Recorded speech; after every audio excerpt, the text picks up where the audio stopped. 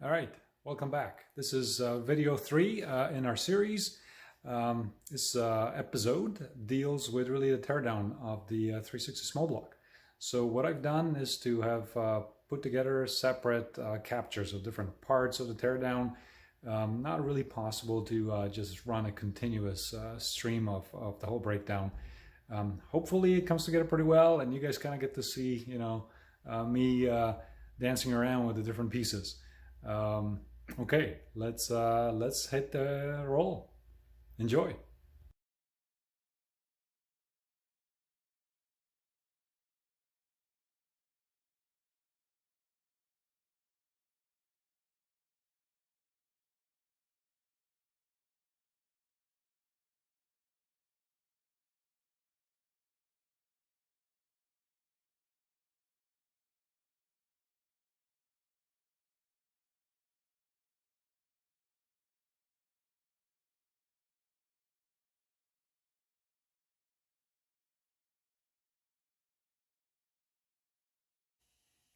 Okay, here we are.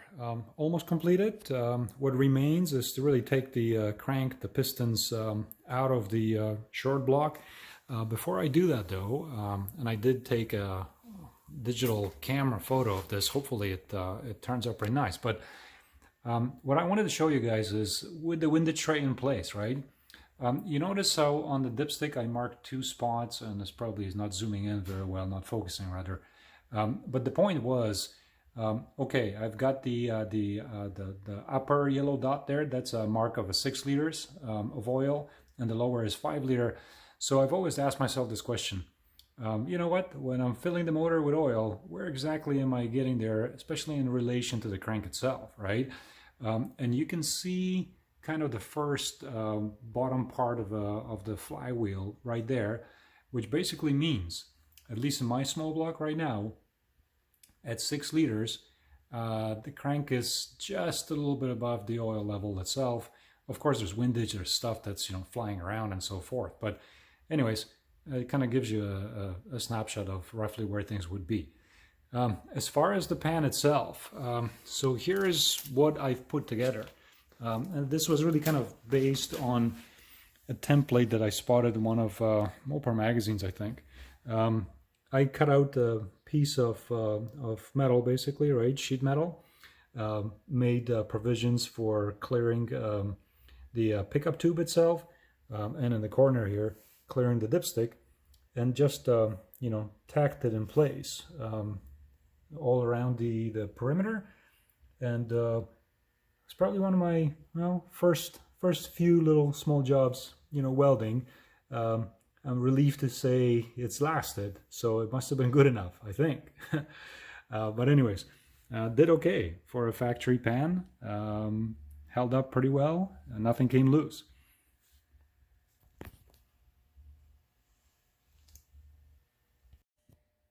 Okay, so we've continued on with the teardown. As you can tell, everything is off.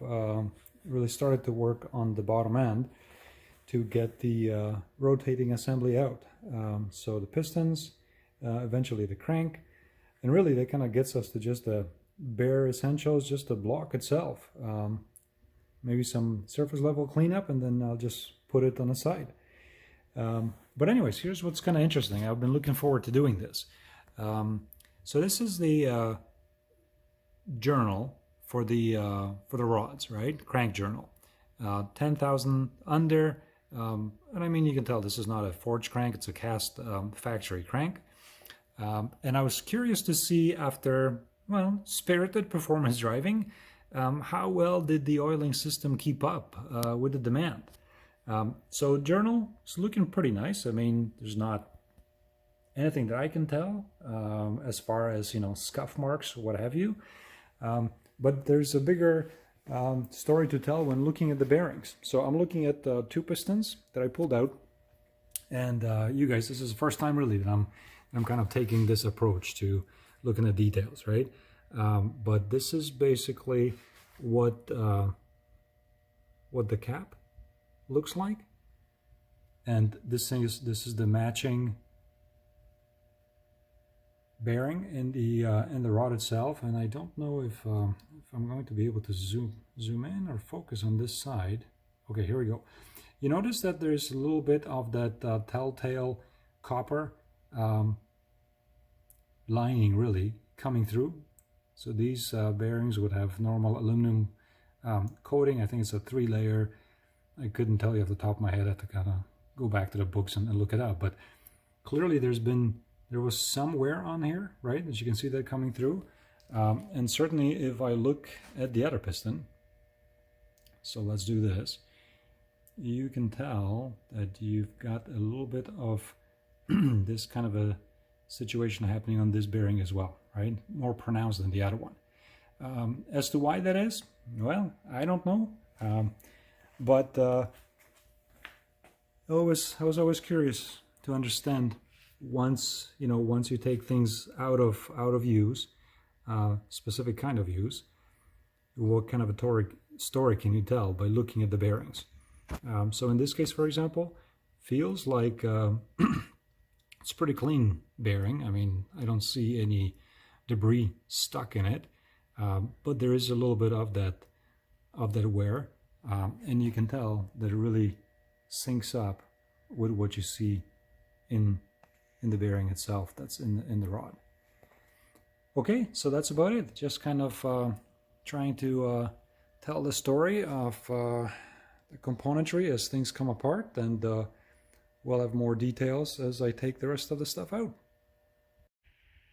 All right, so these are the main bearings. I use the Federal Mogul 3/4 groove, which means that you've got the block side of it that is full groove, because that's of course where you get the feed, and then going into the cap side, you've got a little bit of that machining that feeds some of that oil.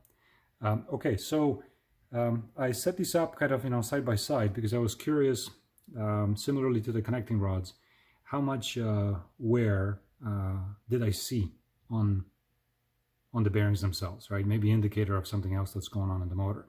So for number one, actually, you can tell that there's a bit of a problem here, right? I mean, probably a tin finish, I think, tin coating is kind of worn through to the copper backing, which kind of made me think about how did that happen? How did that come about? So I'll take a look at the block, and there's something that's kind of a telltale sign. Otherwise, look, a bit of wear and tear, right? Number 3 looked pretty decent, your thrust, and then 4, again, a little bit more of this kind of heavier wear, right? Number 5, though, for what it's worth, looked pretty good, and I don't know, this is going to be kind of hard to tell, but including literally the original, gosh, that's kind of focusing, actually markings for measuring the bore, the diameter, I'm sorry, of the bearing in place when it's going through it's gone through the crush, and you're trying to compare it to the journal diameter on the crank itself. So those markings are still in place. Anyways, so that's the story with the main bearings. Now let's head on over to the block, because I want to point to something that I've noticed about a couple of the caps. All right, so here's our block, and I'm looking at number 1 main, because I wanted to correlate something that I spotted here to what the bearing was showing, right? So if you, and I don't know how well this will focus, but you see those little spots on the machined mating surface there? Well, that's, I believe, kind of a telltale sign of cap walk, which means that even when things are fastened down, maybe the torque is not enough, although that would be kind of weird because they were torqued down. However, spot something else. This is a helicoiled repaired thread, right? They say installed properly. This is actually stronger than the original cut thread, but it could have contributed.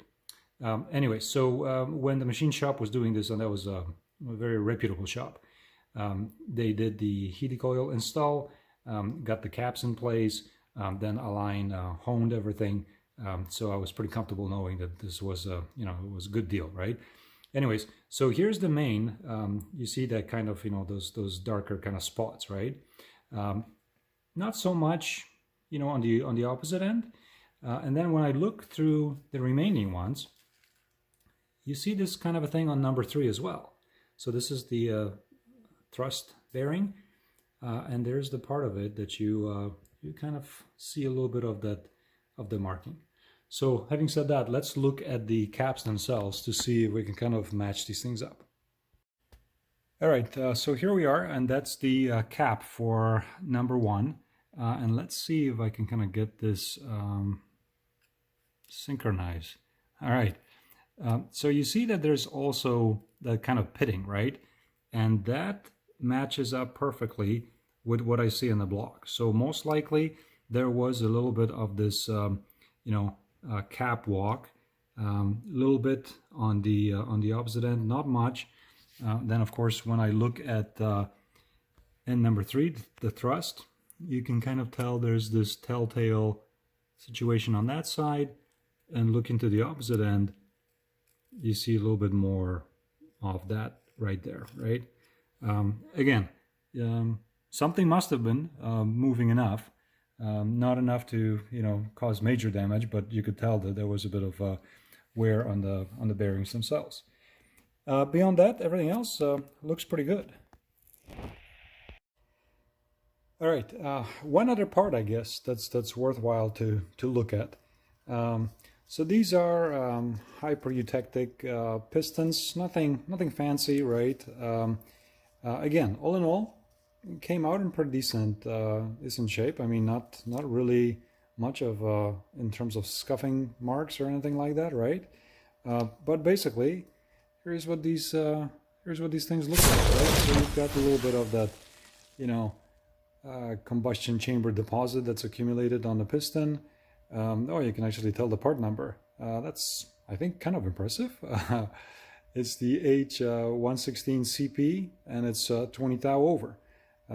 So that was the overbore that we did on the motor. Again, I guess the other thing that I would just say is the following.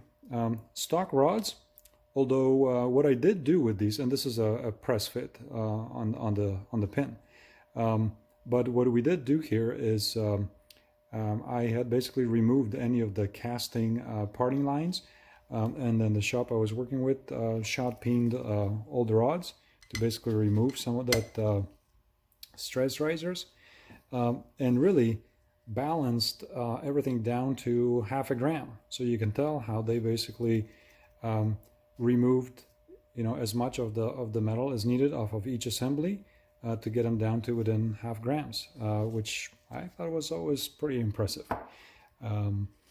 Okay, that's it. Let's get back to business, and let's keep on pulling the parts out. All right, so that's the engine block. What I've done so far is to have pulled out the six piston setups so far, left 2 in place, because what I was always curious about is trying to understand how much really of that area under the curve a roller cam brings over a flat tapped hydraulic, right? So what I did is basically set up the wheel here, made sure I got the right top dead center, relied on this little handy setup to measure basically the lobe lift as that's coming up. And I did that actually as a kind of a check to something else. So I picked up this handy comp cams tool, right? And basically what this does is I'm going to use basically the follower that's meant for the roller cams. But here's how you set this up. The other end gets one of these dial indicators, right? And you basically drop this guy into a lifter bore. You slide that in, and in this case, I've got a flat tapped hydraulic actually, but that's just because the rollers were out.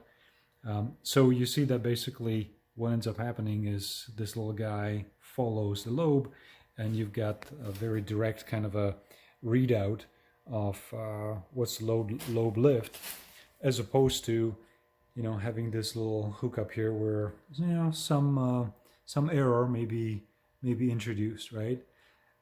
Anyways, I should probably take a good snapshot of that and just come back with that update. Okay, back to do a snapshot of what that looks like, right? So here's what I did, you guys. I did use the correct adapter, right? So this is a flat tappet adapter, and you can see that it's a different kind of a foot. This is what basically follows the profile of the cam, right? So as the cam rotates, that's just basically pushed through, and you get the readout on your gauge, so you can tell basically how much of a lobe lift you're seeing. And then of course, depending on the rocker arm ratio you're running and so forth, you end up calculating what your valve lift is. So having said that, at this point in time, we're basically done working on the motor. Just pull out a couple more pistons, take the crank out, and that's going to be it. Well, here we are. Block is stripped. I got the mains caps cleaned up, just kind of bolted it back together.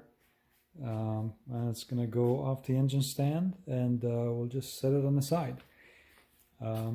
There's only one thing that kind of is problematic on this block, maybe, and I've got to figure this out a little bit more. And I don't know if I can tell from here. No. Okay, I'm gonna have to flip it the other way, and I'll show you guys what I'm talking about. All right, back in business. So I flipped the block over. Hopefully this comes through okay. Let's see. Let me just zoom in a little, kind of. Okay, is it focusing? All right, see that spot? I really can't tell what that is, and of course, I don't have the equipment to check now whether that's a crack. It's kind of weird. It's not that it's really, yeah, this is extremely hard to see, but well, or is it? There's no raised ridge or anything. It's basically just this spot that's kind of rough, right? Unlike the rest of the cylinder, most of these bores are pretty nice and clean. So I've got a thickness gauge, sonic tester, I guess, that I'm going to try to set up and see what the thickness of that sleeve is. Maybe something actually cracked through, I don't know. If it checks out okay, then I'll just leave the block as is, and maybe if building the next small block, this might be the block. Worst case, bring it to the shop, they check it out, and they say it's no good. All right, you guys. So that's it. That's our teardown. All done. Next step is going to be looking at the new motor.